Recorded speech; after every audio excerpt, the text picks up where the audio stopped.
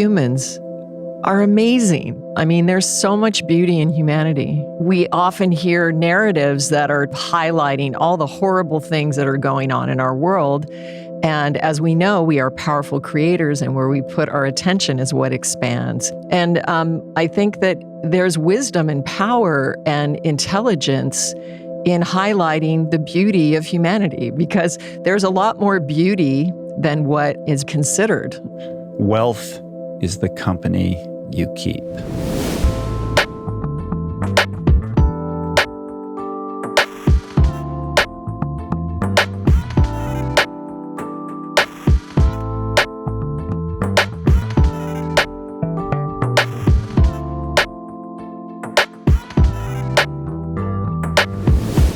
Greetings, Podcastlandia. Proud to let you guys know that we are back with the beautiful, the wise, the erudite, Julie Piatt Srimati, spiritualist, expert, vegan, cheese impresario, entrepreneur, culinary genius, best-selling cookbook author, community leader, podcaster, musician, mother arc, and my partner, not in crime, but in all things. How are you? Aw, thanks, Ritual. I'm great. Thanks. Did I cover the list? I'm in awe in your poetry and your ability to express me in new and expanded ways. Ooh, continue. Continue with that thought. It's so beautiful. Thank you so much. When was the last time you were on? I don't know. It's been a while. A minute, right? Yeah, it's about time. The studio's kind of come around a little bit more since you were last year. It's incredible. This is just such an amazing experience. I feel so blessed and excited. It's very cool. Well, you kicked this whole thing off with episode 1 back in that cavernous warehouse in Kauai. It's come a long way since then. But in most respects, in the most important respects, I think the show has maintained the sensibility that we initiated back then. And I'm happy to have you back to continue the conversation that started on this show in the fall of 2012. So we're actually like just weeks away from the 9-year anniversary of this whole affair. That's crazy. I was remembering that this morning because it's a rainy day finally in Southern California. And I was wondering how long it's been. So 9 years. Yeah. Wow. We started it in November. I don't remember the exact date. I think it was like mid-November. I think island fever had set in about week 3. I was starting to get itchy and antsy and feeling disconnected from people and the universe, and scratched the itch to try this thing out without any sense of where it would go. And here we are. That's amazing. It really is amazing. I think it's also really profound that the spiritual energy of Kauai is within this podcast. It is the energy that created or participated in the manifestation, excuse me, as did all of the food journey as well. Mm-hmm. So we were landlocked without really friends. We weren't really welcomed in Kauai by the community. And we found ourselves sort of staying in our 3 30-foot yurts, and I had a test kitchen, and then I just started creating food. And that's most of the recipes in the Plant Power Way. Right. And then you were like, I'm going to go crazy. We're starting a podcast. Yeah. I know. I mean, shout out to Chris Jabe, who invited us to live on his incredible property, Common Ground. He's since sold that property, but we've told the story many times, so I don't want to linger too long on it. But for those of you that are a little bit newer, we lived on this extraordinary property on the North Shore of Kauai. It had been a mango farm, and Chris, who owned it, was looking to figure out how to leverage this extraordinary place for broader purposes. And for some reason, he thought that we could be helpful in that regard. Thank God he did. It was the first time. We were so broke at the time. He threw us a lifeline. He's like, come out to Kauai and live with me, and we'll hang out and try to figure out what to do here.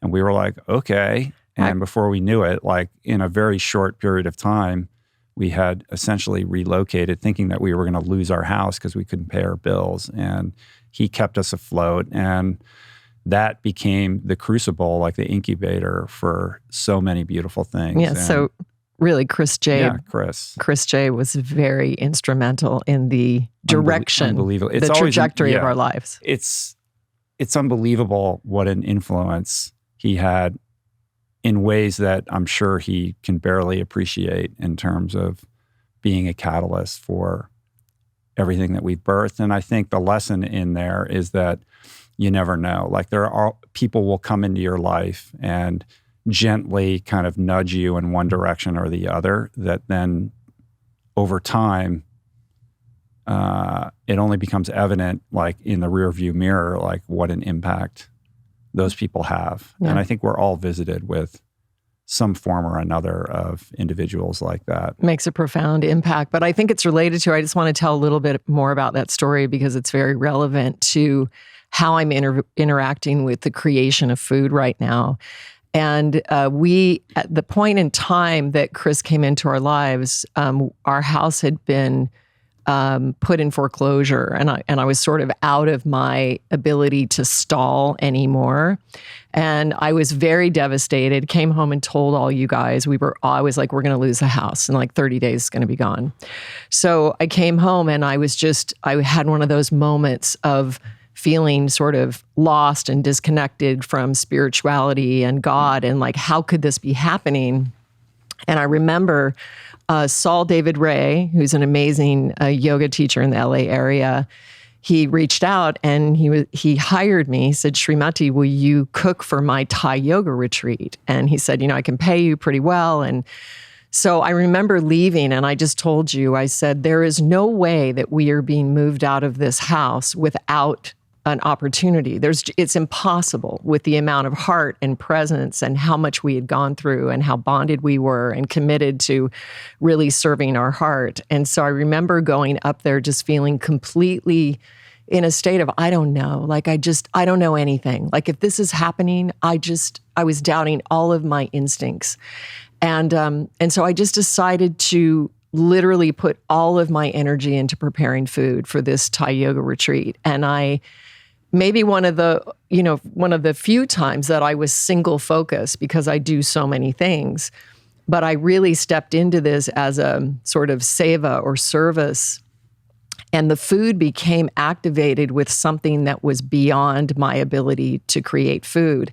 And I had, people weeping when they were eating my pie, and they were leaving Saul's retreat to stay with me in the kitchen. And he was joking with me saying, like, what are you doing to my students? Like, they just want to be with you. And so I remember he was very generously said, please invite Rich and the kids up to the final dinner. And I remember you walked in, it was up at Bill's place up in Santa Barbara.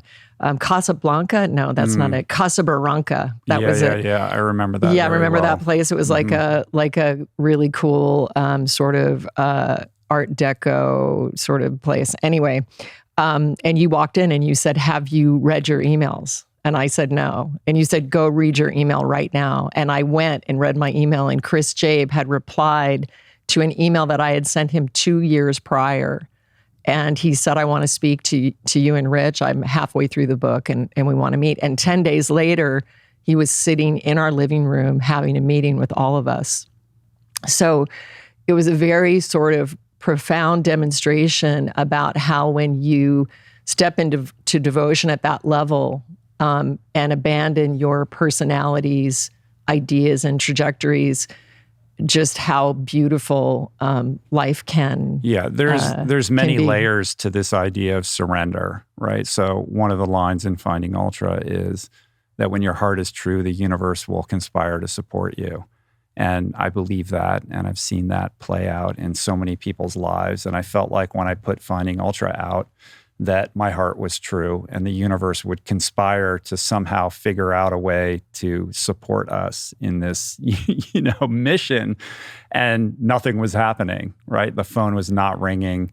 There was no money coming in. We were unable to pay our bills. And when Saul called you, it was like, yes, I will do that. Like, I'll do anything. And when Chris said, come out to Kauai, we said, yes. We had no other options, but also it was like, okay, we're just giving ourselves over to wherever and however we're being directed. And I just remember moving into those yurts on this farm and thinking like, we may never see our house again. And perhaps we're just going to be living in these yurts now. Like that's it. Like we live in Kauai, I don't know what's going to happen tomorrow. Like this sense of completely letting go of any idea or attachment to, your sense of expectations or outcomes. But that is a practice of devotion in and of itself, right? We could have never known that would be a trigger point to lead us in these other directions. And certainly I would have preferred the timeline to look differently. And I had it wasn't my plan. I don't know about you that we were going to go live in yurts. Like I had a whole other agenda and idea of how this would play out. But the letting go, which feels like a giving up, is really an act of strength. And so reframing how you approach setbacks and obstacles is, I think, a really instructive lesson that helps me even now when we face obstacles or things aren't going the way that we would like, to just be like present with what is happening and detached from the direction that it's leading you, because you simply do not know. Yeah, and when the adversity or the constriction, it's like you felt you were going crazy. You were like, I got to get off this island. I'm going to go crazy. Like, well, first of all, let me just say, like, it's beautiful, and I love. There's a lot of great. Like, I don't want to be like panning Kauai, but we love Kauai. It was challenging, yes, because we were far away from our friends. We were in a new place. It is difficult. Like there's a big difference between visiting Hawaii on vacation and living there. Complete. And there's a very heightened energy that exists on the North Shore of Kauai. Yeah. And I think it is fair to say that it's not exactly the most welcoming place, in that the people that live there are very protective of it and protective of their kind of respective fiefdoms. And there does tend to be a little bit of a zero-sum perspective, like, this is my thing, you're over here, just so you know. Like, it was different, right? Yeah. And I think you have to pay your dues, and you have to really establish, like, we're here for the long term and we mean business. And I think we were coming from a place of relative uncertainty, but also with open hearts. And so it was like, hey, how come like it's so hard to make friends here? It was completely different than I imagined, because Kauai is probably my dearest spiritual point on the planet. I've had miraculous experiences on the beaches there, and Secret Beach, and been there like 7 or 8 times. So I thought it was going to be shelter. I thought it was going to be this embrace, this loving embrace. And the land did lovingly embrace us. It's just the community didn't. So it just was different. But it made us go, it was great, because it forced us to turn inward and focus on the things that we can control and what we can create. So you went into this, there was one yurt that was a huge kitchen, and you went in there and just said, I'm going to make recipes. And of course that led to the Plant Power Way and the Plant Power Way Italia, ultimately after that. And also this Cheese is Nuts and Shrimu, which we have in front of us right here that we're going to talk about. It all started there. And the podcast was a response to me feeling disconnected and feeling like I needed another creative project to invest my time and energy in. So that's what happened. That's right. And so in the constriction, if you become present and engage in the present moment of what's in front of you, the constriction ends up not being the negative thing that you thought at the start, but it's in fact the alchemy or the friction that's needed to produce the expansion. Yeah, that's the lesson. Before we get too deep into this, I do have an announcement that I want to make. This past year, I think it's fair to say, has been a challenging year for everybody. Some, more so for some than others, but also a magical a magical year for this show, for myself, for our family. I've had some amazing guests on the podcast. I've gleaned a plethora of critical, important lessons from those conversations. But at the core, this show, the focus of this show is and has always been how to best serve you. And by you, I mean the listener, the audience. How it benefits you, orientates you, meets your needs, how it inspires you to reframe your vision of family, of work, of sense of self, and how it can act as an agent of change in your own personal evolution. So with that, we had this idea here, my team, everybody at the studio, to explore a bit of an experiment with you guys, the listeners, if you are willing to participate. And what that means is I'd like you to consider sharing with me your personal journey of transformation, how the podcast and its myriad of guests has inspired you, what you've learned, what you've practiced, what you've implemented or shared with others along the way. And my team and I will then take all of that and compile a portion of those submissions into a special future episode that we want to create. And the origin of this idea is really just the absolutely mind-bending quantity of emails that we receive every single day. You guys, the listeners, have been writing in to share your many empowering tales of perseverance through adversity and new beginnings and sobriety and stepping into new identities, all the successes, the losses, the tears, the triumphs, the heartfelt stories of real life epiphanies and transformations. And I think there's something really potent and important about your journey that others can benefit from hearing. So the idea is that learning is a communal act. It doesn't happen in isolation. And this podcast is really a conduit to that. So I'd like to share stories like yours with other listeners if you guys are willing to call in and leave a voice message about your journey of transformation, because we want to know about it. So to do that, if you're up for it, and I'd love it if you would indulge me, leave a voicemail at 805-421-0057 and just share your story. It can be as long as you want, as well as the wisdom that you've gleaned along the way from the show, what you've built into your life from it. And I think your message could very well be aired in this future episode that we're working on again. So the number is 805-421-0057. And I look forward to hearing from all you guys. What do you think of that idea? I just absolutely love that. It's going to be extraordinary. Mm-hmm. So can't wait for that. Yeah, because humans are amazing. That's right. Which is one of the things that we wanted to talk about today. Yeah, we wanted to just say very plainly, humans are amazing. Is that it? No.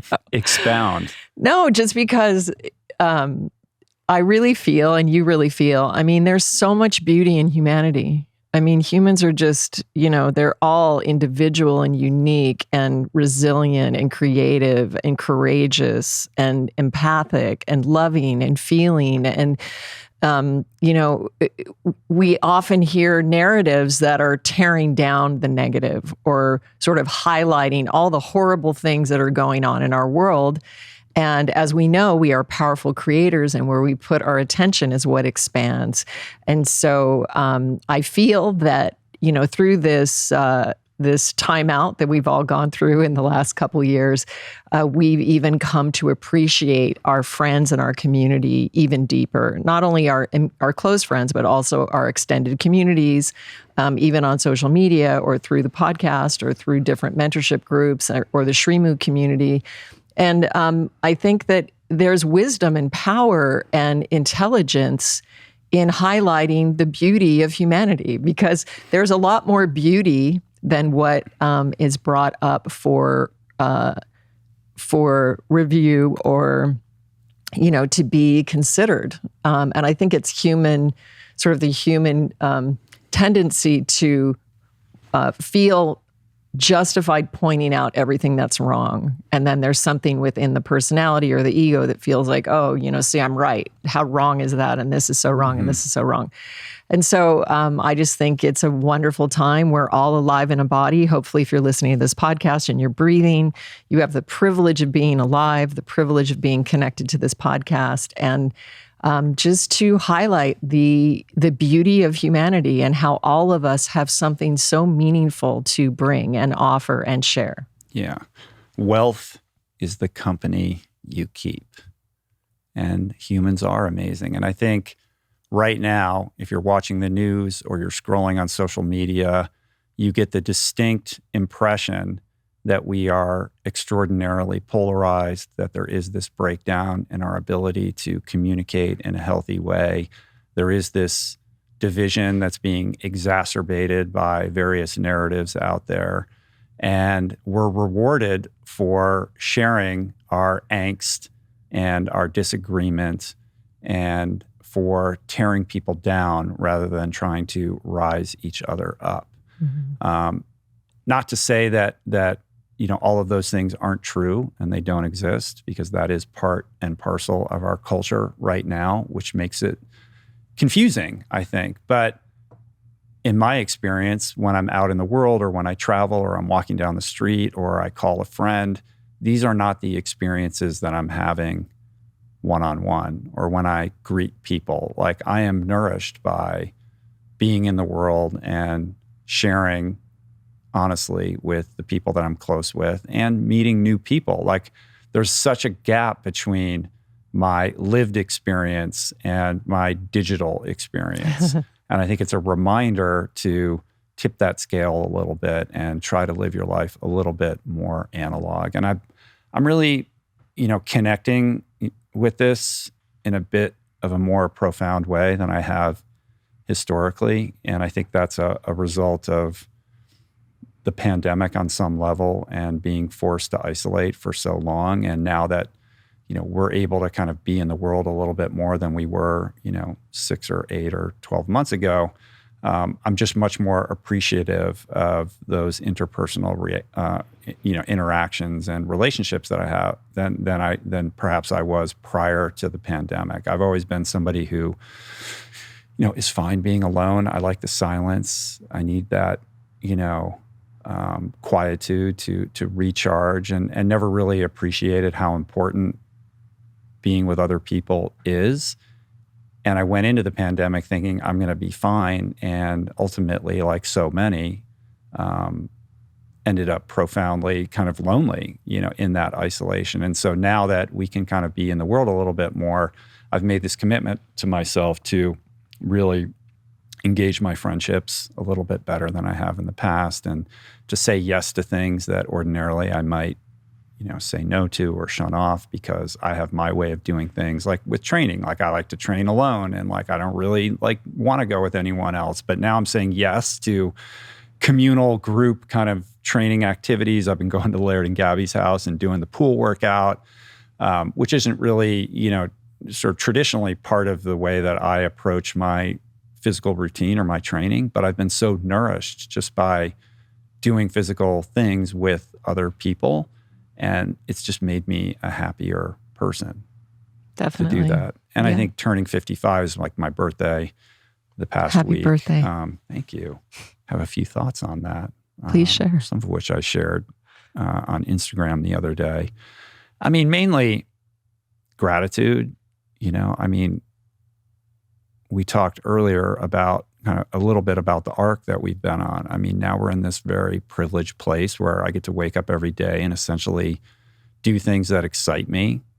I never thought that my life would look like this, and yet here we are. So I'm profoundly grateful to be able to, have this vocation, and to indulge like my curiosity, and to be able to share space and time with people that inspire me in so many ways, and to leverage that for my own personal learning and then share it with the world. I mean, it's like the greatest thing ever.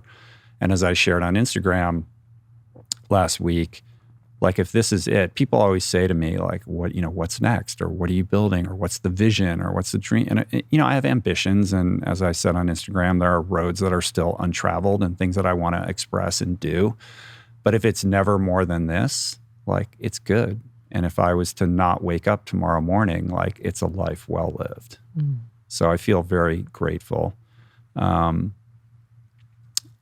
But I also want to invest more deeply in my friendships. I think that's something that I've overlooked in the past and something I want to pay more attention to, because wealth is the company you keep. And I've been doing that, and it's been great. And I feel like I'm in a much better place than I was last year at this time. So I feel good. It's beautiful to see.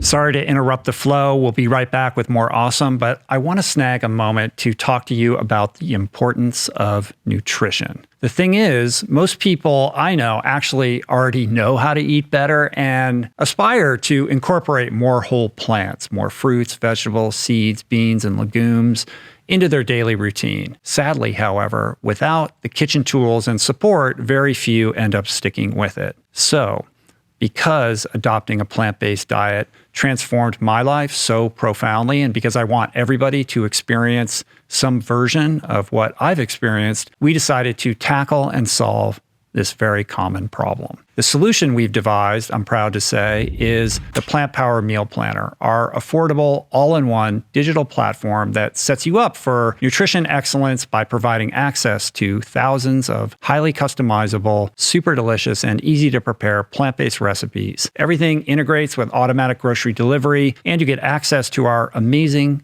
team of nutrition coaches 7 days a week and many other features. To learn more and to sign up, visit meals.richroll.com. And right now, for a limited time, we're offering $10 off an annual membership when you use the promo code RRHealth at checkout. This is life-changing stuff, people, for just $1.70 a week, literally the price of a cup of coffee. Again, that's meals.richroll.com, promo code RRHealth for $10 off an annual membership. All right, let's get back to the show. What else about humans being amazing? I mean, I think one of the great opportunities that we have is to exercise the will to connect in the face of forced separation. When you see agendas that are operating in our world that are seeking to separate, we have a choice. We can find a neutrality and understanding that everything in life is sacred. Everything comes from divine, even the things that you consider dark or the things that you don't agree with. And if we can sort of relax into that direct connection with our own source consciousness, we can stop comparing and trying to analyze a situation into an intellectual place where we feel safe with it. And so the work is in the face of separation, can we be neutral and open and in awe and wonder and just allow all things? And it's more of a not this or that or either or. It's about a yes and. Both things can be true from a certain perspective. And life is full of billions of different kinds of life forms that are completely unique. So how could one opinion or one lens know that it is the way for all things at all times? I think it's just the fear of the personality that wants to create a box that gives some certainty.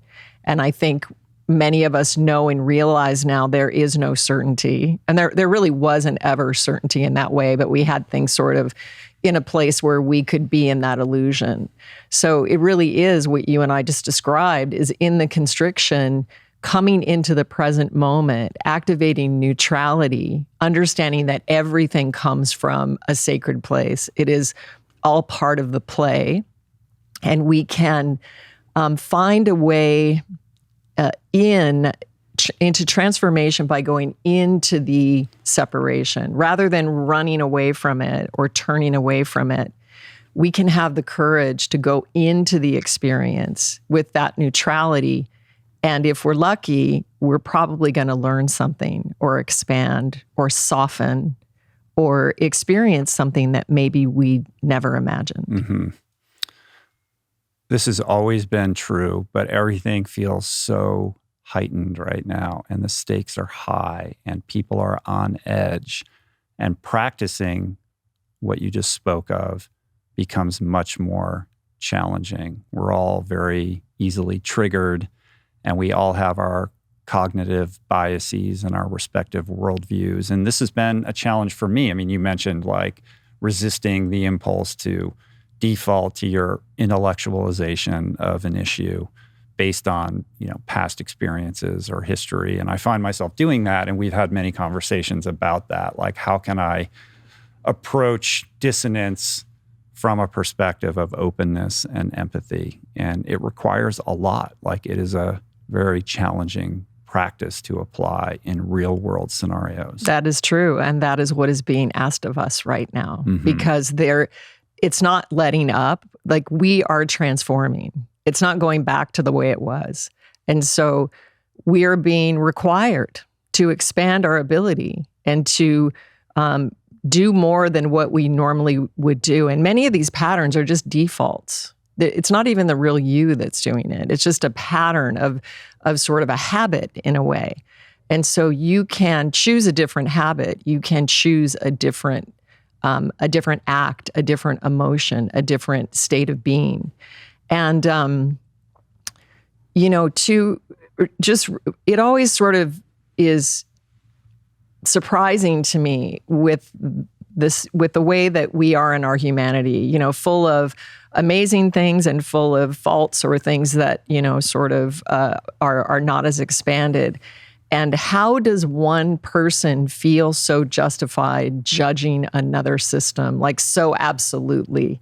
I mean, the more we know when we explore spirituality and the nature of life, the more we know we don't know. So can we be in a state of not knowing and be okay with it, and then activate the natural, deep human connection of unconditional love? Just love and allowing all things. And understanding, like much in our experience of our relationship, when you were eating, In-N-Out Burger and in Starbucks with, 3 ad shots in it, that catalytic point where I just realized that I had no right to impose my idea of your life into your experience. Even though from a perspective, you were less healthy, you were struggling, you weren't happy. Still, even in that experience, that's your choice of experience. And this is really the moment that catalyzed this entire play that we're in right now. It was the release of me being attached to how you had to eat or live or be in order to be loved or even viewed as an emanation of God consciousness. Yeah. Another piece to that is this idea that you cannot and should not, should is a challenging word, but you really can't save someone from their suffering. And in certain situations, you shouldn't, because the suffering is the engine for growth ultimately. And that's a tricky thing to understand and embrace, particularly when you're a parent. I was just going to say that. Yeah. You know what I mean? Definitely. Like, we all want to save our kids from hardship. Anything. Or anything if you see that your could child hurt them. suffering and you just want to make it go away. And there's a powerlessness to that. But I think that powerlessness is also a reminder that suffering is part of life. And it applies to this cultural moment that we're in right now in a profound way, in the sense that prior to the pandemic, things kind of went a certain way. And there was a sensibility that we're almost in this post-history phase where we're not going to meet obstacles in our life and things are just going to continue to go along their merry way. But that's not how life is, and that's not how life has ever been. And it's not about arriving at a place where you're going to be liberated from hardship and obstacles. It's about how you develop the wherewithal and the strength and the fortitude and the perspective to be able to roll with all of that and learn from it, because we're here to have those experiences, to grow, to pass on the wisdom, and ultimately, kind of transcend those past experiences to become more fully formed, integrated, authentic, actualized humans. Yeah, definitely. And I think that the want to stop someone from their demise or from something that they're experiencing is also mixing your energy in their life event. And if you understand that, so now that we're parents sort of on the other spectrum and our kids are grown to, pretty much grown up to a certain degree, when they're young, you're creating this life. And I definitely think in this generation, I mean, we have parents who are very engaged, very present, very involved. I mean, people that just really have given their entire, life and heart and soul to their children to make sure that they have a nurturing experience of life. And then what happens is, because the human wants the contrast, whatever it is that you provided, you're going to be rejected and, for what you provided. And that becomes the narrative, that becomes the constriction, the thing to push up against. And so if we can remember to, when we were going through our immense financial collapse, it was really a 9-year process, like a year down and then 7 in the trenches and then a year out. I just wanted someone to tell me that they trusted me and they believed in me. There are very few people that could hold me in that light. Some very amazing individuals who were like, no, I see you. I see you in your expansion. I see it for you. But what we do normally is we point out everything that's wrong and we focus on the thing that we're worried about, and then praying or worrying is praying for what you don't want to happen. So you're in fact adding to the burden of that individual by being afraid of that individual's trajectory. And so again, it's not easy, especially challenging as a parent, but we have to remember, or we have the opportunity to remember, what about providing a feeling, even if it's silent, even if it's in a prayer or in a ceremony or a moment, that you're just like, I trust you. I know you are a divine emanation of this sacred life, and you're in your human experience.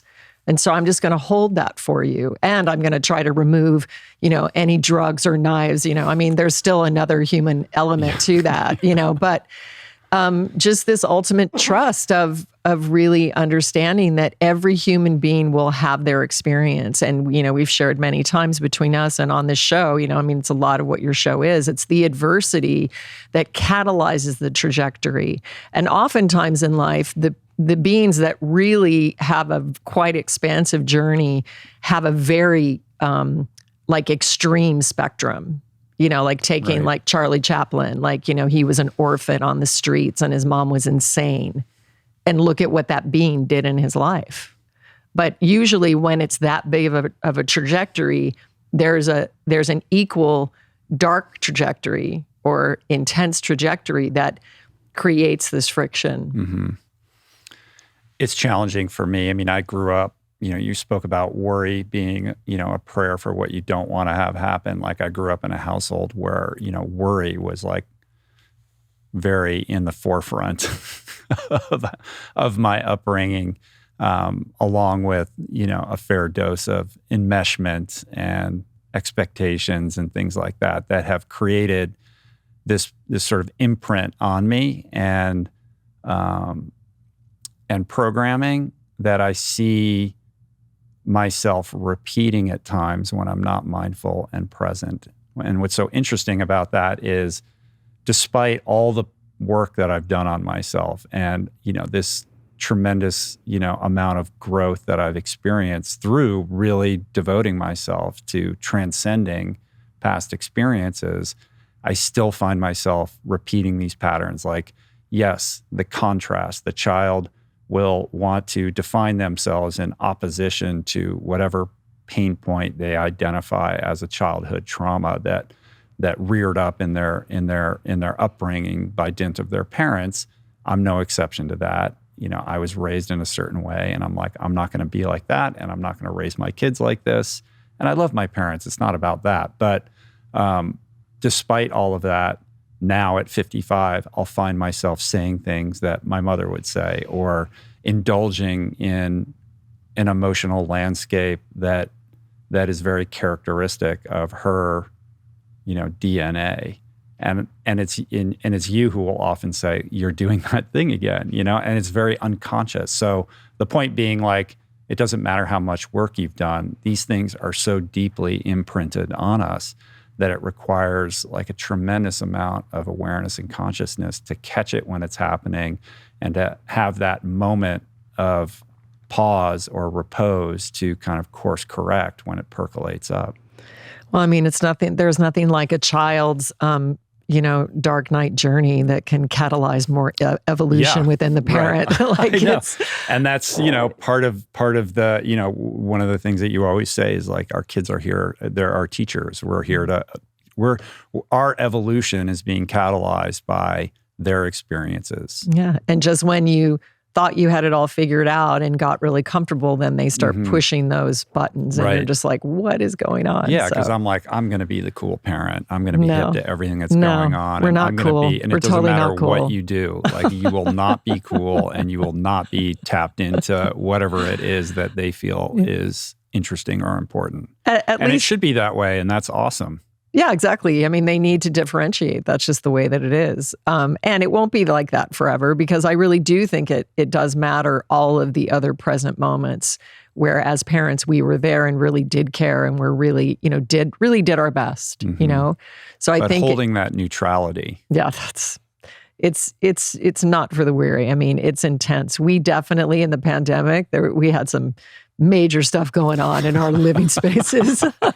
I was like, as I'm sure most families did, Well, and also, I just wanted to be sort of transparent also in your and my relationship as well. I mean, the narrative of the outer world made its way into our relationship, and there were patterns that were running and trying to separate us, and this sort of like, I don't know. I think it was just in the early sort of months or whatever when we were trying to get a handle on what was going on. And I also think that it's sort of a masculine tendency to want to handle things. Like I'm going to get this handled and I'm going to assess it and I'm going to tell you what's up. And that was really difficult and it was painful. And I think that speaking this in many, many families were split down the middle.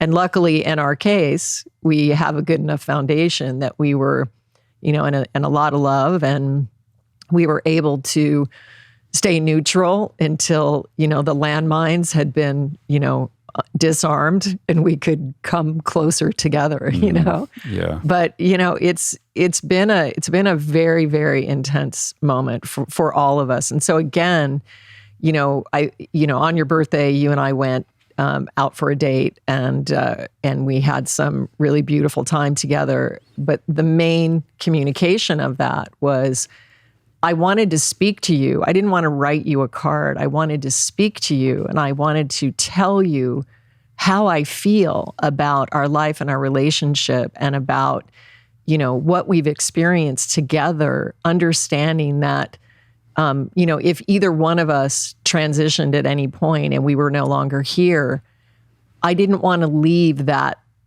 all of that unsaid. I wanted to make sure that I went deeper into you rather than moving away. Mm-hmm. Yeah, it was beautiful. It was needed and deeply appreciated.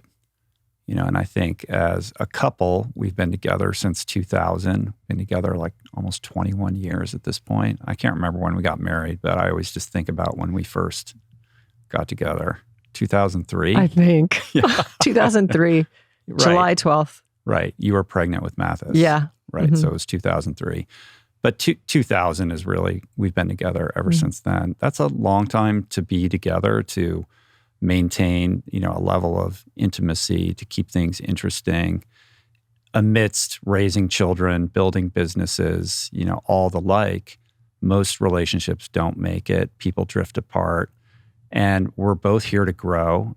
And we have done that. We've both grown as individuals and as a community. And there are aspects of our respective growth trajectories that have moved us apart. Like when we first started this thing, we were doing a lot of stuff together. We made the cookbooks together. It was all about the food. And not to say that isn't still fundamental to kind of our mission, but we found our respective niches in different lanes and have supported each other in pursuing those things.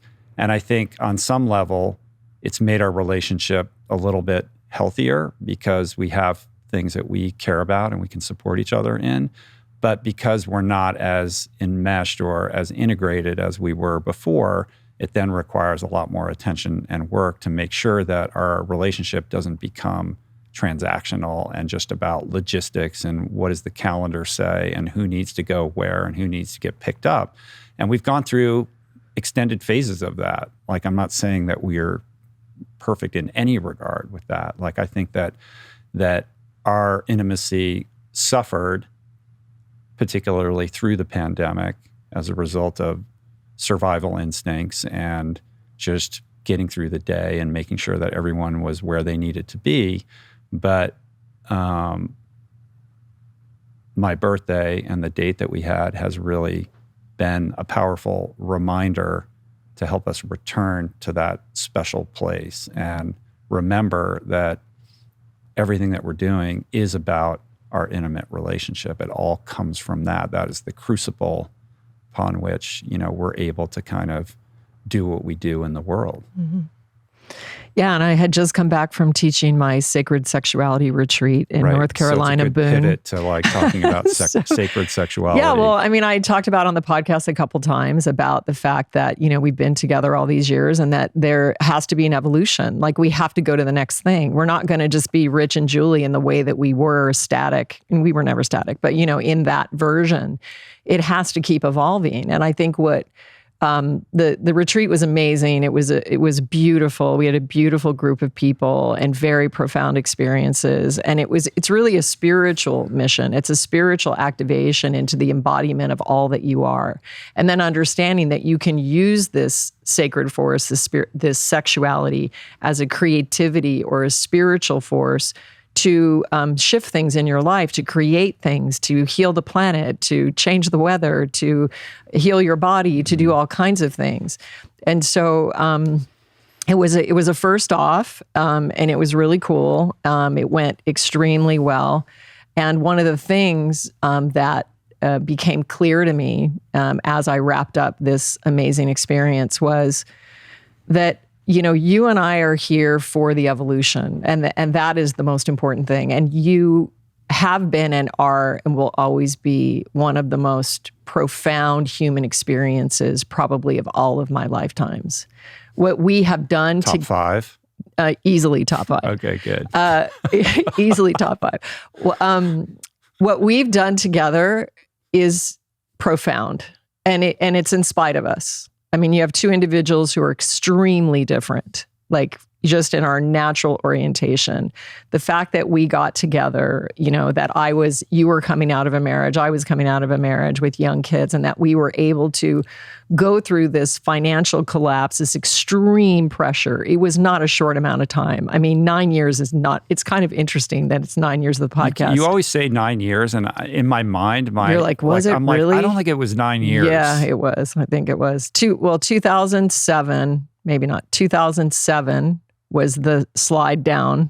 Mm-hmm. And then just beginning to poke ourselves out, the head out of the water, was probably 2014. So how many days? I think that's about that's right. 7. So and it was a slow slide down, and it's a slow and crawl out. Exactly. But there's still wreckage, and right. Exactly.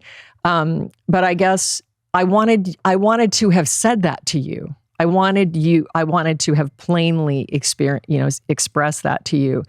And, what I told you and what I asked of you was to support me, and I gave you my support, unconditional support for your life experience, whatever that is, regardless if it scares me, regardless if it's not conventional.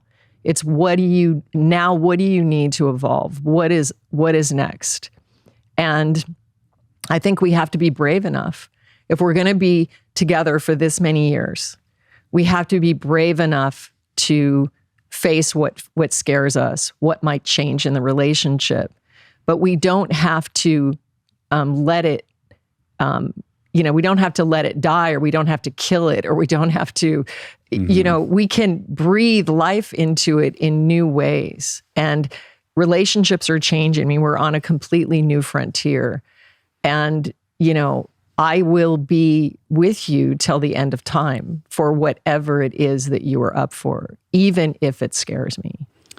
Yeah, I think that's a powerful idea and lesson that disabuses me and anyone who's listening from the idea that a relationship is ever static. Whether you've been together for 6 months or a year or 5 years or 21 years, everything is always changing. Everything is always in flux. And the human mind is very good at certain things and very bad at other things. And what it's good at is pattern recognition. And it looks at a pattern and says, this is the way the world is. And there's an expectation built into that pattern will perpetuate or continue. And if the pattern gets interrupted or broken or meets an obstacle, that becomes a trigger for fear, right? So it's all about preserving the pattern. And in a relationship, preserving the pattern may work for a certain period of time, but ultimately it sounds the death knell because you're never static. You're either moving towards greater intimacy or away from that intimacy. And the more you move away from it, the more kind of cloistered and isolated you become from your partner. And then without that sharing piece, like you're going to drift apart, right? So it takes like constant pressure and constant attention to just maintain it, let alone evolve it in a positive direction. And I say that as somebody who's traditionally not been great at this. Like, I want to just like, it's cool. Like it's good. Like what movie do you want to see tonight? It's fine. Like I don't want to do the work. I don't want to always be exerting that pressure. You're very good at saying, okay, we need to like sit down and like, figure out what's going on with us right now. Short of you calling attention to that, like you just I will allow it to like, sort to of atrophy. disintegrate. Yeah, exactly. And so thank you for that because it is uncomfortable and those conversations are not easy to have. But ultimately, if we're going to make it and we're going to stay together, we have to create that space for each other where we can be honest, even if it's uncomfortable, and figure out ways to support our own respective evolutions, particularly now that like we are doing different things. Like you've got this whole entrepreneurial journey with Srimu and your teachings and all these various projects that you're working on that don't involve me at all. And it's very easy for you to just be immersed in that. And like, I don't even know what's going on. Meanwhile, I'm over here doing this thing. And, it's individuated on a level that it wasn't historically in our relationship. So it requires much more presence of mind and attention and care to detail in order to maintain the level of intimacy that's going to keep us together, particularly as our kids grow up and ultimately fly the coop and go out into the world. Yeah, I mean, definitely. And I mean, I think as you mature along the journey, it gets harder. Because my default is to be in meditation, doing some ritual, and your choice is to be like running up a mountain or doing a race or something like that. And that's one of the things that we talked about. I'm never going to be running a race with you. Like that's probably a very unlikely, event.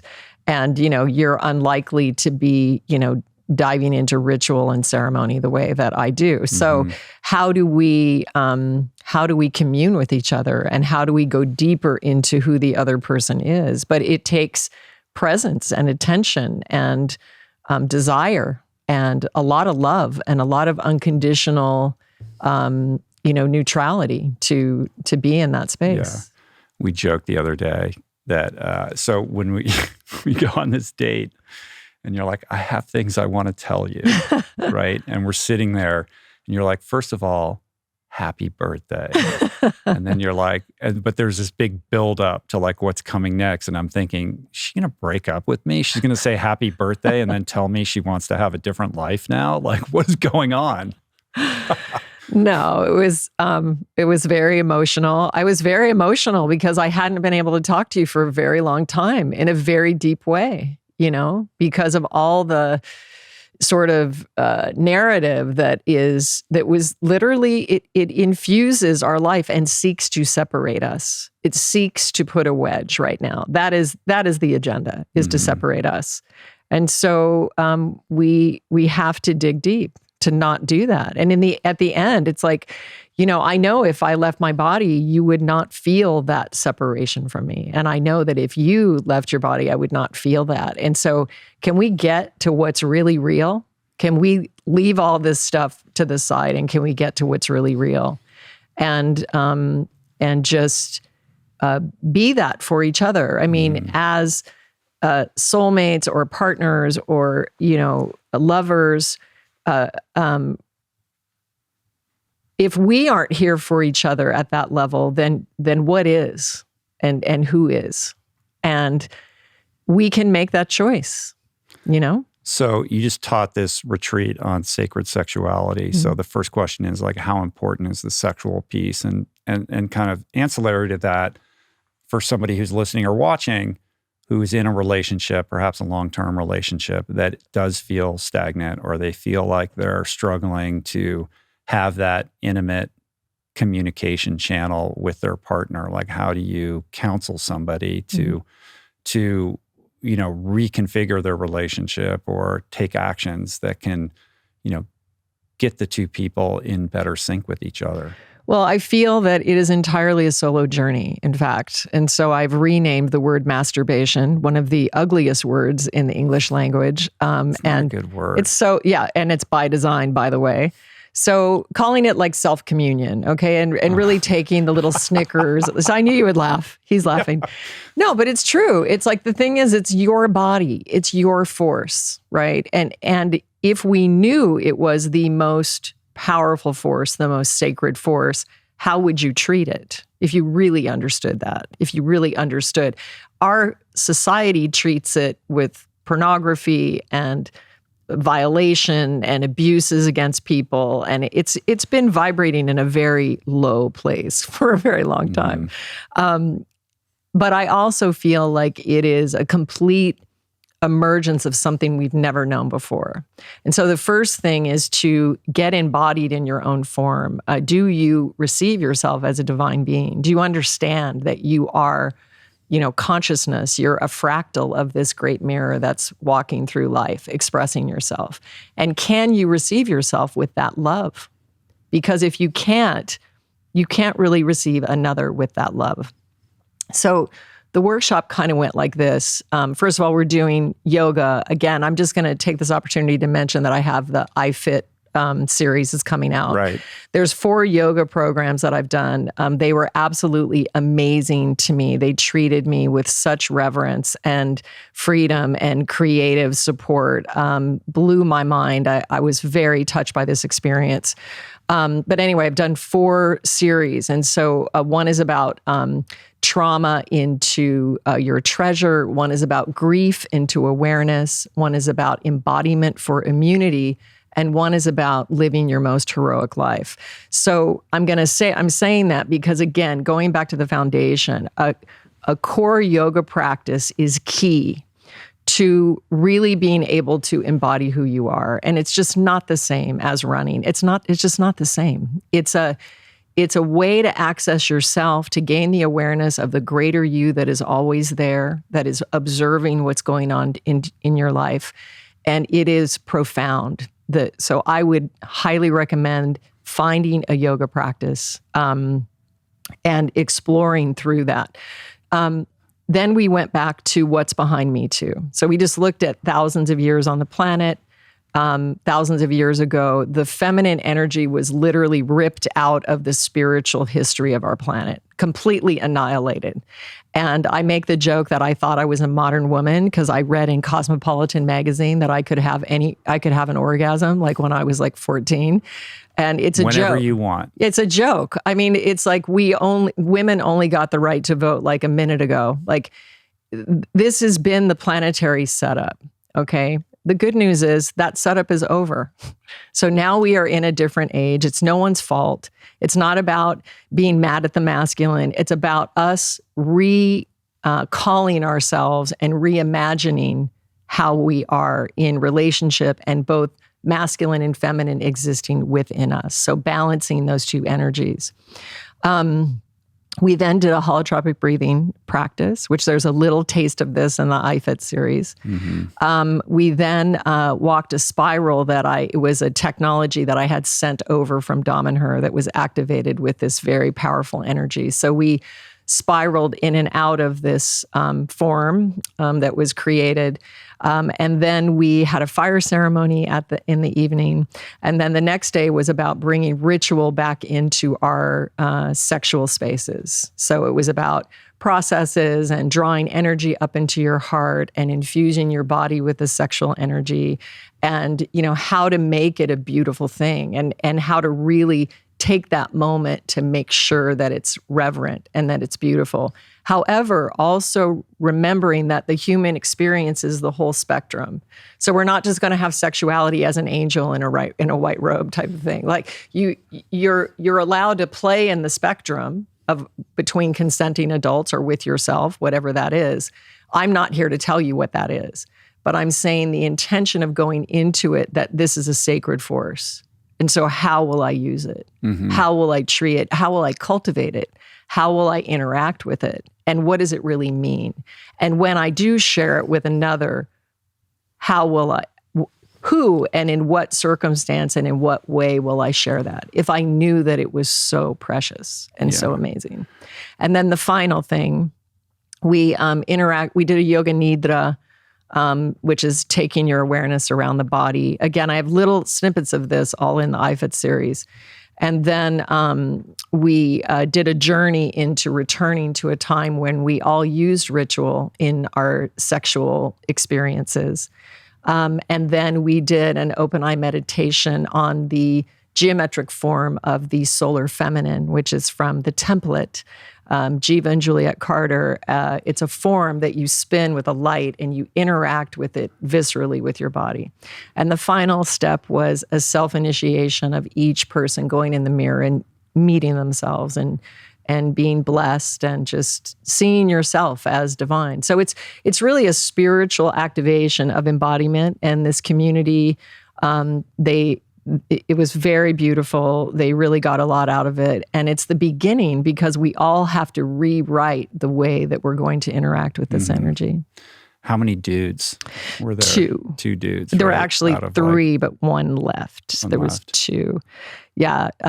2 beautiful men, brave, powerful men. Amazing. And we really gave them a lot of love at the very beginning for having the courage to come and I mean, the reason I ask is because these modalities or this sensibility is inherently very feminine, right? So I'm just imagining, somebody who's listening to this, like a woman who's listening to this, and says, I'm gonna try this. I'm gonna go home and I'm gonna get my husband or my boyfriend or whoever and sit them down, and I'm gonna try to create ceremony and ritual around this, and then imagining the guy being like, what is going on? Like, I'm not in, like, what are you talking about? So there's a barrier there, I think, in a traditional sense with the kind of normal dude, where even broaching this subject becomes challenging and trepidatious because it's uncharted territory for the average male. Definitely. But the thing is that the average dude is in a state of awakening right now. And so things are really changing. And I had talked to a lot of people in various places where I've traveled. And I had a lot of people share with me that they were experiencing the same thing, that they were understanding that the sexuality that they had been experiencing was not going to work for them anymore. Like, they were wanting more, because none of us wants molestation and violation and, as I was saying, like 92% of my clients have been sexually molested as children, both men and women. So it's actually not that rare. Right. So there's this tapestry of trauma that's like sprinkled, onto the lattice work of all of this for a lot of people. And it's quite common. And then you have, right now out in the aftermath of Me Too, which, thank God, I have Me Too stories that, would shock you. So there's no one more happy than I am that was brought out to light. And then you also have a lot of men and a lot of individuals who are just unclear about how to proceed. And then also, like, our boys were telling us that, this generation is the least sexual generation in like 100 years or something like that. So everything's up for transformation. I mean, you got gender fluidity. It's not just heterosexual couples. It's for everyone. And the point for me is, I've been in a lot of relationships, and I've been in love quite a few times. You're my favorite. But I'm crestfallen. To so hear that. Top 5. I'm top going to 5, judge honey. you based on your past relationships. Top 5, honey. Yeah. So, top 5. no, but top 3. Top. Well, you said top 5. 5 all time, I know, like but now throughout I'm all like, I'm going timelines. for top 3. You're so competitive. That's the thing. You want to be number one. No, Of course. But my point of me sharing this is that I realized after about the 4th time, I think when we're young in love, we think that the person we're in love with is exuding the love to us, and that is what we're feeling. But in my experience, the love is coming from you. So you own your love. You're just reflecting it off of another individual, because you'll find when you're in love again that you're like, oh, there's that love. It feels exactly the same way. And so again, it's this cultivation of embodiment of understanding first that you are divine and just worthy and cherished and loved and celebrated for who you are. And then that your sexual energy is yours, and nothing and no one has the right to interfere with that. And it is also your greatest power. And if you knew that, how would you use it? How would you choose? It's your choice. I'm not telling you how to use it. Yeah, I think it's instructive to think about it as an exchange of energy, and a powerful one at that, right? So you are in relationship with another human being, and there's going to be this exchange of energy. Like, how do you want that directed? Because however you choose to direct it is going to have impact and power no matter what. So putting some intentionality and consideration into that, I think, is a powerful exercise. Definitely. Yeah.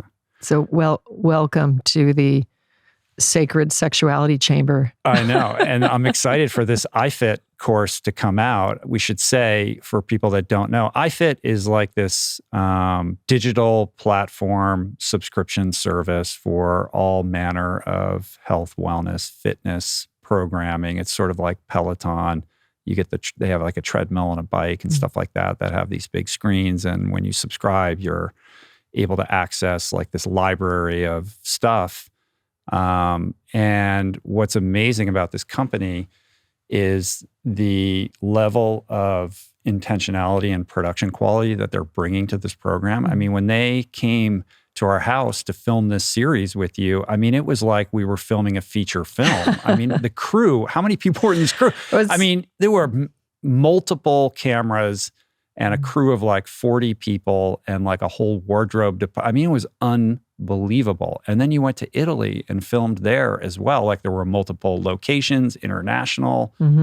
They spared zero expense. And I can't wait to see the finished product because so much went into it and it's finally coming out. Yeah, it was a beautiful experience. I mean, they really, really, I just have to really emphasize how amazingly conscious they were and loving and creatively supportive. And, I had like 5 cameras and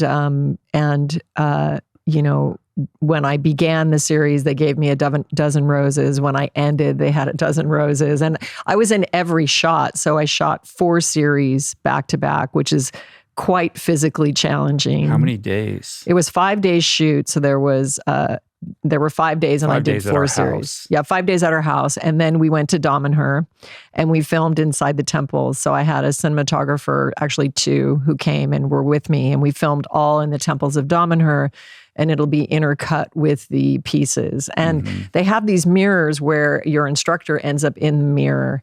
And the thing that why I wanted to do it and why it was so important to me was to be able to document these yoga practices that I teach on retreat. And I know that they're transformational. They've been transformational for me.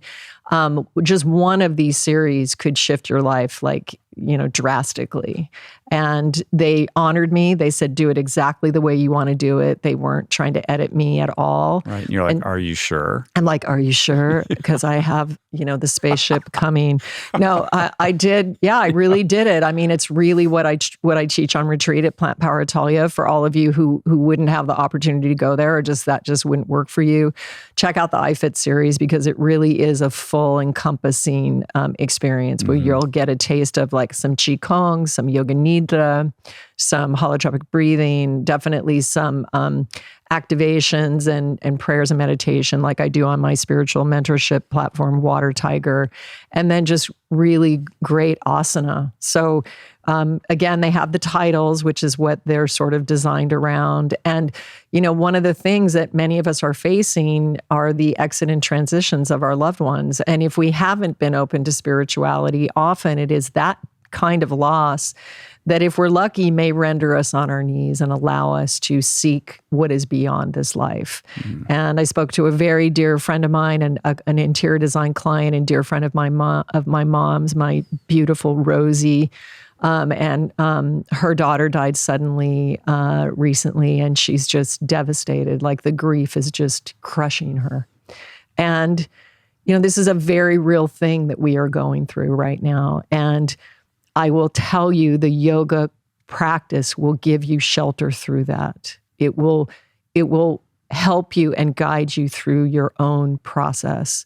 And, as I said at the very first podcast at the beginning of the pandemic, what we can do in this very tender moment of many exiting is not waste their exit. So if they're providing you that experience of tenderness and of being really split open to your core, we can choose to dedicate that to the expansion and use the gift that they've given you to really, really evolve and expand. And you will see them again. You will, if it's your desire, you will see them again. We are eternal life forms. Yeah. So there is just a change of form. And we need to cultivate this connection to this truth.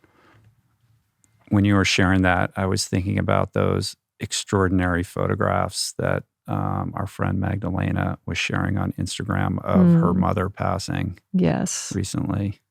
Yeah. So Magdalena is the photographer that shot Rich and I for Human Shift, and she's from Poland, and she has a relationship with her mother that is just one of soulmate, like such a close, amazing relationship, and also with her father. But being this extraordinary photographer, she documented her mom's illness all the way up until her transition. And the photographs are powerful. There's one photograph of Magdalena actually in the bathtub washing her mother.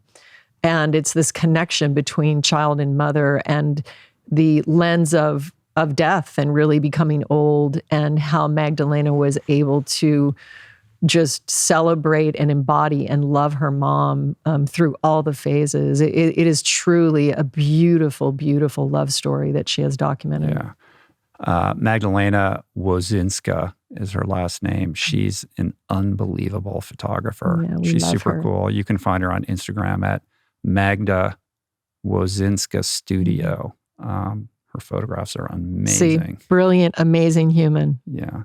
All right. Well, let's switch gears a little bit. I do want to talk about the latest happenings with Srimu, but before we do that, we both have a couple books that we wanted to share. You brought 3 books there. No, you go first. Yeah. Well, I'll share. I'll go first. People always ask me, like, what are you reading? What should I read? To be a podcaster is to perpetually have homework, and I'm always reading books for upcoming guests. So the vast majority of my reading, I had this impulse to say, unfortunately, not unfortunately. I have the good fortune of reading many books for authors that I'm hosting on the show, which is fantastic. It just doesn't leave a lot of room for reading other books. But I do want to share a couple because they have impacted me, and also because part of the thing with the podcast is always trying to kind of get ahead and bank episodes. A lot of guests make themselves available for publicity because they have a book coming out, and they do that in the 2 or 3 weeks leading up to the book coming out. But as we bank episodes, it means that oftentimes these episodes don't come out until quite a bit later. And so I wanted to share a little bit of love with some of these books because they've recently come out, and perhaps it would be good if you read them before the guest appears on the show. The first of which being The Book of Hope, which was written by my friend Douglas Abrams, who was a classmate of mine at Stanford, and he wrote it in partnership with Jane Goodall. It's an unbelievable read.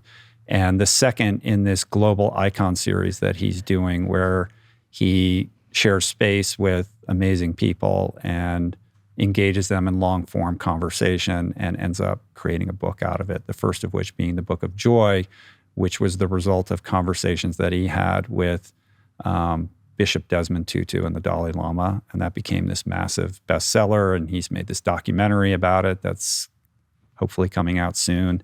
The second being this Book of Hope, which is about Jane Goodall's life through the lens of hope and her fidelity to this idea of hope being an engine for positive change, as somebody who has lived as an activist and an advocate for change her entire life. And it's really powerful. We had a beautiful conversation, Doug and I, the other day on the show, but the episode's not coming out for a little while. So I think it would be great if everybody picked up that book and read it before Doug appears on the show. So that's my first recommendation.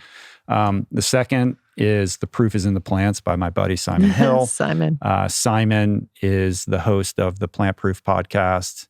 I'm sure many of our listeners also enjoy his show. He has, I think, the best plant-based focused podcast in the space. He lives in Bondi Beach in Sydney, Australia. So when I was in Australia a couple of years ago, I spent a lot of time with him. He also has a restaurant called Eden. So good. In Bondi, which is like it's the best plant-based restaurant in Sydney, arguably one of the best plant-based restaurants in the world, at least that I've had the good fortune of eating Absolutely. at. He's also just a beautiful, very heart-centered guy who is steeped in the nutrition science and has a very,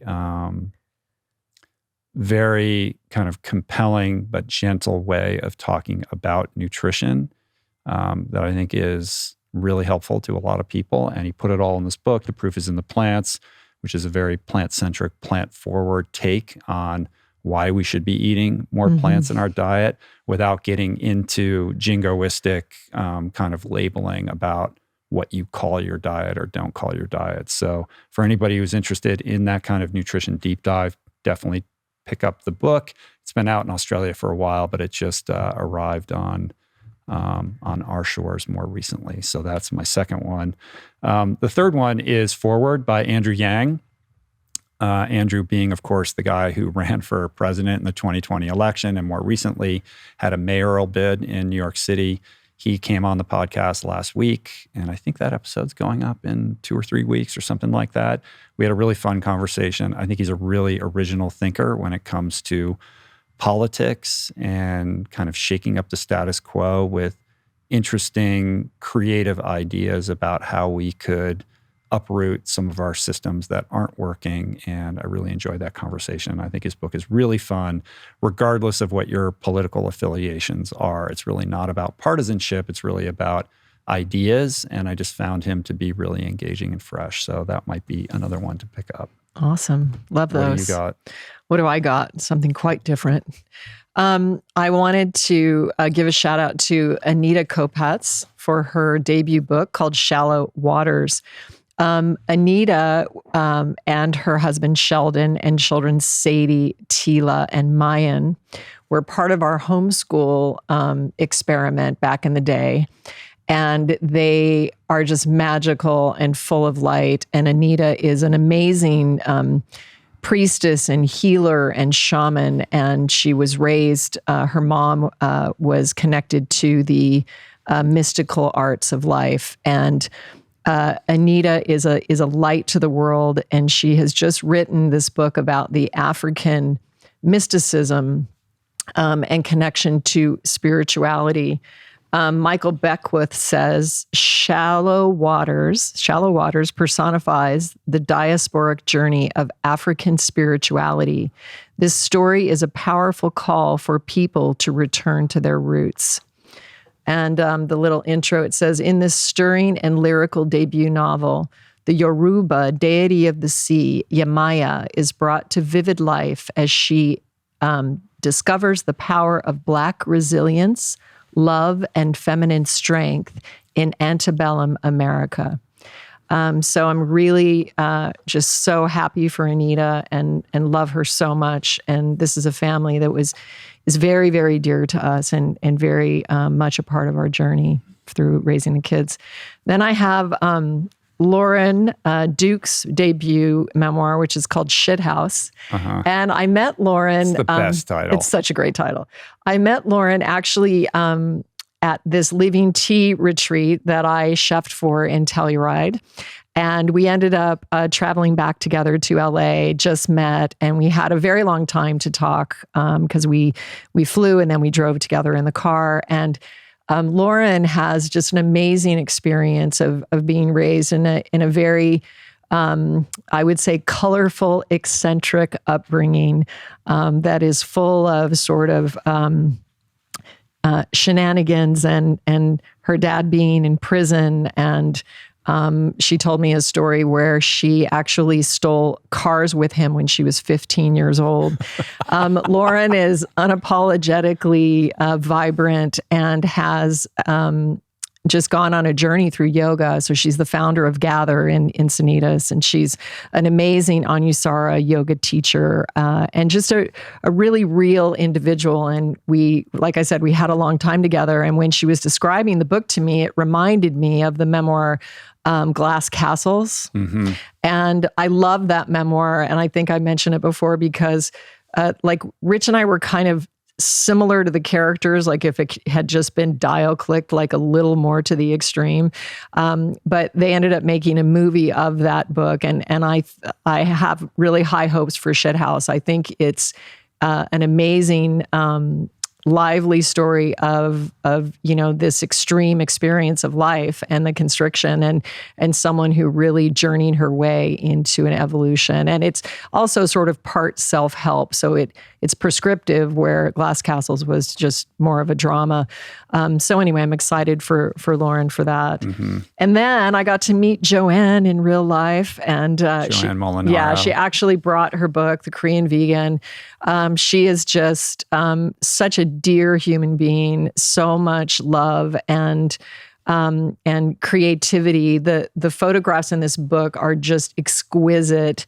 And I mean, just look at the cover image. Like, I just can't wait to dive into sort of learning how to create some of these Korean sauces and lemon and marinades and different processes. So anyway, it's a beautiful, beautiful book.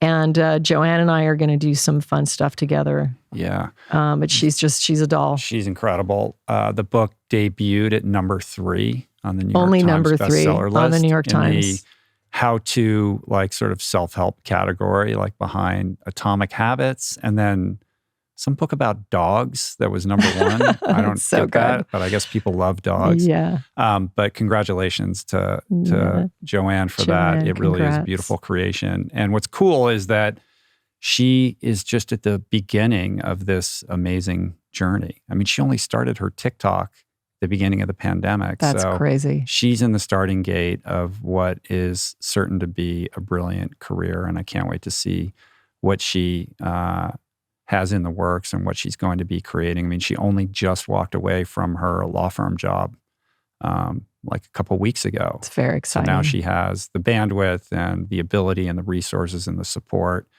and the time to create to her highest potential. And I have no doubt that we're going to be seeing a lot of her. Definitely. And I need to give her a shout out of just being my inspiration. She showed me, how I could present some of my just my awareness and the things that I care about spiritually combined with my food. So I've just done like a first series of little videos inspired by the unbelievable Korean vegan. Genre busting way of melding storytelling. Very cool. Food. So thank you, Joanne. You're beautiful. All right. Well, speaking of food, what's going on with Shreemu? We have this beautiful presentation in front of us. Yeah. So it's the holidays, you guys. Vegan cheese. Yeah. So the main thing is just wanted to announce that we now have 4 products. So we have our Sacred Ultra Box, which is 4 aged wheels of cheese that come in this amazing box. And then we also have smoked almond cheddar, which is called Bonfire. It's at the end of the board. It's that ball. It's not your grandma's cheese ball. And then we have fresh mozzarella that ships in salted water that comes in the jar. So this is an amazing, your amazing gift pack. We are doing one-time boxes for any of our offerings for the holidays. And we're doing a code on every single offering for Rich Roll Podcast listeners. So it's just RRP22, and we're giving you 22% off on any product.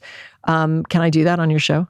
Yeah, I think so. You go to shrimu.com, SRIMU.com, and then there's a coupon code RRP 22. Yeah. So and then you get 22% off. Exactly. I like the one box thing. I mean, that's something I'm sure you guys hear a lot of, like, why do I have to subscribe? Can't I just get a box? Yeah. No, you can do one-time boxes. The other thing that we have is the 2-wheel is in that thin little amazing box there. That's the perfect clutch size. And you have 2 variations on that, so you can customize that box a little. And then in the third box over there by Rich, it's both a 3-wheel and a 4-wheel. So those are all aged wheels. And remembering that you can freeze the wheels beautifully. You just have to take them out about an hour before you serve them. So if you're traveling and you want to keep your Shreemu, in perfection, you can freeze. But anyway, So the other thing that I need to mention is for Thanksgiving. So we ship on November 15th because we're a perishable product. So we can't ship at the end. We have to make sure that it makes it to you. So you have to get your orders in by November 15th for a Thanksgiving holiday spread. And then for a Christmas and Hanukkah spread, you have to get your order in by, I think it's the 14th is the last ship date. Of December. Yeah. Mm-hmm. Yeah. And will that code survive through It will survive. the holidays? We will look for you and we will make it survive. Does that apply for subscriptions also, or just the one box? No, it applies for everything. I mean, and you can subscribe and also get 22% off as well. Yeah. And so how many different cheese products or flavors Well, do you we're have looking now? at there on the board. We have the Gold Alchemy, which is the turmeric pepper infused wheel that tastes like a ham, cheese, and mustard sandwich. It is crazy when you eat that. Like when I first had it, I was like, what does this taste like? I know this taste, and I couldn't place it. And who was it who figured that out? Becca. Yeah. She and was then like, you're like, once you hear, oh, it's like a ham and cheese sandwich with mustard, you can't unremember that. And when you eat it, you're like, it's crazy how much it tastes like a ham and cheese sandwich. Yeah, it's amazing. I mean, it's becoming, in our tastings and events, it's becoming really one of the top flavors, actually. Mm-hmm. Then right alongside of that, we have Spire, which is our spirulina infused. Very lively. There's a lot of taste in this, and it's kind of blue inspired, but better than blue. Blue cheese inspired. And then we have a Birdie, which is our Camembert inspired. It's truffle infused, very French, very, very authentic tasting. And then the creamy wheel underneath the Spire is called Elder. And this is a really mild wheel. And one of the things that I also want to mention is we have quite an extensive recipe array on the Shreemu website. Also, it's going to be recipes that we're sharing, throughout these videos over the holidays. But the wonderful thing about Shreemu is that it cuts your prep time down, for an event or for Thanksgiving or for any holiday meal. It makes the cooking so easy because you're taking your dish to a 5-star level by simply adding the cheese in at the end because it's already aged and already cured and already has this developed taste. So Elder is really great to use in cheesecakes, even in hot chocolate, in risotto, in hot tofu. Chocolate? Yeah, can you imagine? I've never tried that. Well, it's cashew based. So if you're making a natural hot chocolate that's not with a milk, you might use some cashews. So you can use Elder with the cacao and with vanilla and some kind of sweetener, and it's quite full bodied and beautiful. And then the other flavor that is really just neck and neck with the Gold Alchemy is the Dolce, and that has coconut in it.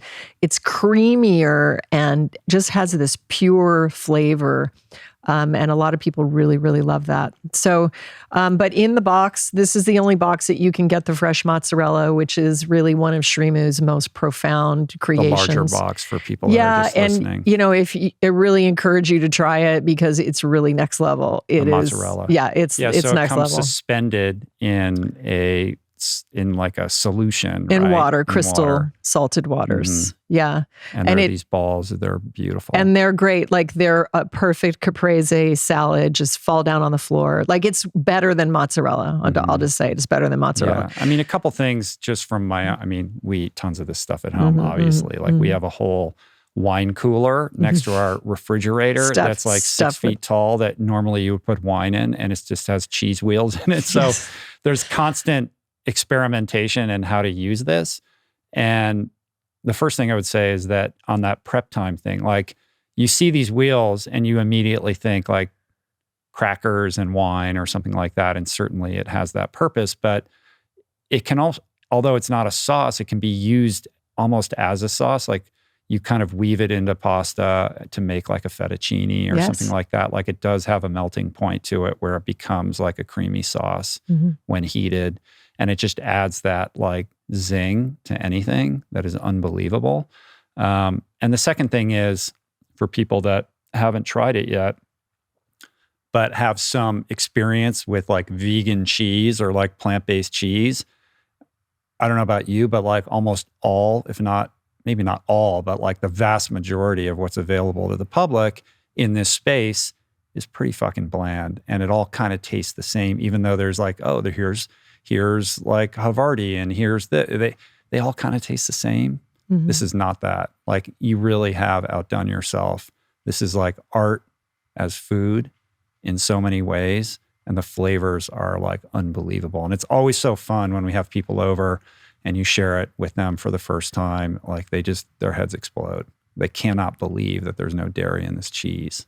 It's very fun. Especially Europeans who have a lot of experience with like fine cheeses. Yes. Who go in and they're kind of like, okay, Julie's going to make me taste this thing. Yes. I'm going to have to be nice. Yeah. And I don't really want to say anything, that whole experience. Yes. And then turning the table on them is always super fun. It's been really a joy. I used it all in my temple food that I created food for 36 people for 6 nights in a row. And I made everything in prayer, everything as a prayer. And Srimu was in every dish and it just elevated it, just like took it over the edge completely. Right. And the other thing that I want to mention is that we are launching wholesale. So we actually have a new line. Yeah, I tried a couple of the new flavors the other night. What'd you think? Are we allowed to talk about that? Yeah, I think so. The peppercorn one? It is called Fire. It's a pepper jack inspired. That's what I meant. Yes. Yeah. It has a real nice spicy flavor to it. I really enjoyed that one. And then but I didn't try the blue one because it got gobbled up. Everybody was freaking out over the blue. Everybody seemed to love that one, and I didn't even get to try it. Yeah, actually, yeah. What is that one? It's called Imagine, and it's literally royal blue. Yeah, it's very blue. It's beautiful. So what is in that? It's butterfly pea powder. Butterfly pea powder. And the pea powder is what gives it its hue? Just the color, yeah. Mm-hmm. What's the taste like? No taste. It's actually very pure. But what does the cheese taste like? Yeah, very pure and sort of mild. But it's just the color. People love it. Do we have any of that at home? We don't have any, and you guys can't get that in the subscription. Right. So this is a future thing, just talking about the future. These are in development. They're we're moving into wholesale. How many new recipes are currently in development that are not ready for prime time? Well, we're just doing 3 into wholesale. So we're doing everything, which is like an everything bagel blend. We're doing the pepper jack and we're doing this Imagine. So we're launching with those 3. We have 50 in the wings waiting. So I've got, they just have to keep a leash on me because we can't go forward. But the other thing is, so we're expanding into wholesale. And the other thing that I do need to mention, which I always am very free and open with sharing, what I'm doing in the next expansion. So I am now doing a 3.3 million raise with Shrimu. It is a spiritual mission. I am calling for humanitarians who want to be part of this mission of global awakening. We are serving the Big Y to help fund the expansion of the temples in Damanhur, Italy. It is an operation in devotion to all life on the planet, and it is something magnificent. It's going to be an $88 million complex that houses the indigenous DNA of the planet. So I'm saying that because I just brought on a board member, founder member, Tom Lawrence, who is a podcast listener who heard me mention this on the last podcast. And we've connected and become dear friends. And he's invested in Shrimu and come on the team. And so we are in the middle of that raise, and just wanted to shout that out in case anybody feels that this is your calling and that it is something that you would like to be a part of. I'm calling my cosmic family to me to join me in this next level experience of really creating a $100 million company that will transform into a unicorn in Shrimu and will be used really for the upliftment of the planet in all ways. It's a beautiful, powerful mission you're on. The vision is large, the intention even larger.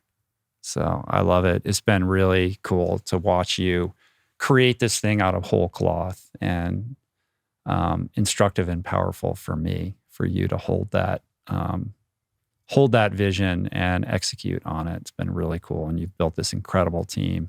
So it is full speed ahead for Shrimu. So for people that want to check out Shrimu, again, SRIMU.com, and then code RRP22. Yeah. Yes. And if you're digging on Julie, you want to learn more about her, you can check out her Water Tiger spiritual community. You can check out her podcast. When was the last time you recorded It's not a podcast? really. Podcast is your sort podcast of is like great, but you're not consistent with No, the uploads. I'm actually less than consistent right now. And the thing is that I also can't. I really can't have guests on. Like, it's just not my thing. Like, this is your thing. Yeah, but that's not what your podcast is. Your podcast is you doing your thing your way. Yeah. So, I mean, right now, I have a little bit of an inkling and a vision. If I can craft these cooking videos and I can merge the message with the cooking videos, I'm going to focus in that direction, because Shrimu is the big mission, right? And the other thing that I'm doing is I started writing music. So I worked with a producer in September, and I have 3 new tracks for a future music project. So I don't really think. I think it's Instagram, Water Tiger, Shrimu. TikTok. And TikTok. I am. Joanne's going to mentor me. Yeah, she should. Yes. And you should just spend a day with her while she's creating her stuff and observe how she's doing it. Yes. Because I think you have a lot to say. Yeah. And there's a way for you to blend the wisdom that you want to share with the food in a really beautiful way. I sent you a Dropbox folder of my videos. I had Leia send it to you. Cool. So check it out. I'll check them out. Yeah. So not really the podcast right now. Sorry, guys. And that's one of but the there's an archive there that huge people archive. that are new. That's how many true. episodes do you have sitting there? I can't remember. Hundreds. In any event, you can find everything Julie Piatt at juliepyatt.com. That's true. And best to follow me on Instagram, Srimati, SRIMATI. All right. I think we did it. Thanks, my love. How do you feel? I feel good. Yeah. How do you feel? I feel good. Yeah. I feel like we had a good flow. Awesome. Do you think this worked? I think so. I hope so. I am not one to judge. I'm not in the business. Are you in neutrality right now? I'm in encouraged neutrality. Do you see me in my divine essence? I see all of you. You're sure? But do you see me in my divine essence? I don't know. Maybe not. I'm working on that. Okay. Give me time. Patience. I'm here. I'm here. All right. I love you. Plants. Namaste.